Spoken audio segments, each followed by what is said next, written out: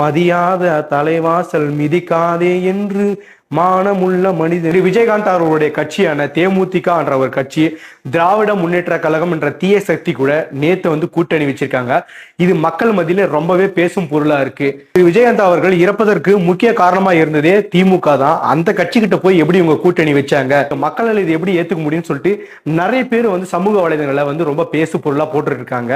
எதன் அடிப்படையில் நான் விஷயத்த சொல்றேன்னா, திரைத்துறையில் இருக்கிற வடிவேல் அவர்களை தேர்தல் பிரச்சாரத்தின் போது திரு விஜயகாந்த் அவர்களை குடிகாரன், கேப்டனா, இவன்லாம் ஒரு ஆளா அப்படின்னு சொல்லிட்டு ஆபாச வார்த்தைகளும் அவதூறுகளையும் அவருடைய நேரத்தை பத்தி ரொம்ப கொச்சையான வார்த்தைகளை பேசி பேசி பேசி அவர்களை இறப்பதற்கு முக்கிய காரணமா இருந்தவங்க தான் இந்த திமுக. அஞ்சலியில 2026 கூட திமுக இருக்கிற ஆபாச பேச்சாளர் திரு சிவாஜி கிருஷ்ணமூர்த்தி அவர்கள் திரு விஜயகாந்த் பிரேமலதா அவர்களை ரொம்பவே கேவலமான வார்த்தைகளையும் அவங்க பல்லு இருக்கிற விஷயங்களை பத்தி ரொம்பவே கேவலமா ஆபாசமா பேசியிருக்காங்க.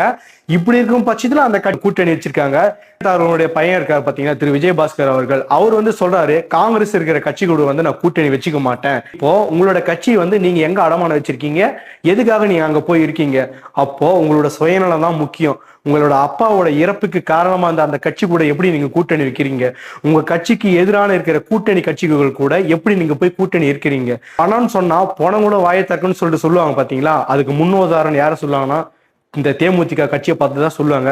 இது மட்டும் இல்லாம அவங்களுக்கு ஒரு பாட்டவே பாடிடலாம், மதியாத தலைவாசல் மிதிக்காதே என்று மானமுள்ள மனிதனுக்கு அவ்வை சொன்னது.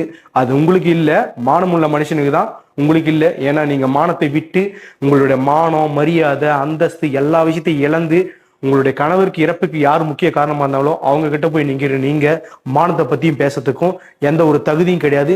மக்களால் ஏற்றுக்கொள்ளப்பட்ட விஜயகாந்த் அவர்களுக்கு யாருமே திமுகவுக்கு ஓட்டு போட மாட்டாங்க. திரு விஜயகாந்த் அவர்களுடைய கட்சி சார்ந்த அந்த கட்சிக்கும் ஓட்டு போட மாட்டாங்க. இது உண்மையா இருந்தா மக்கள் எல்லாரும் ஷேர் பண்ணுங்க. திரு விஜயகாந்தனுடைய இறப்புக்கு முக்கிய காரணமா இருந்த திரு விஜயகாந்த் பிரேமலதா அவர்கள் தான் முக்கிய காரணமா இருப்பாங்க. அவர் இறந்த நாளா அனுசரிக்கப்படுற எந்த நாளும் பாத்தீங்கன்னா நேத்து திராவிட முன்னேற்ற கழகங்களுடைய அந்த கட்சியோட கூட்டணி வச்சுதான் இறந்த நாளா அனுசரிக்கப்படுறாங்க. இது என்னால ஏற்றுக்கொள்ளப்படுது. ஏற்றுக்கொள்ள முடிஞ்சா கண்டிப்பா அந்த விஷயத்தை ஷேர் பண்ணி இனி வரும் காலங்களில் இந்த திமுக யாரும் ஓட்டு போடாதீங்க. நன்றி.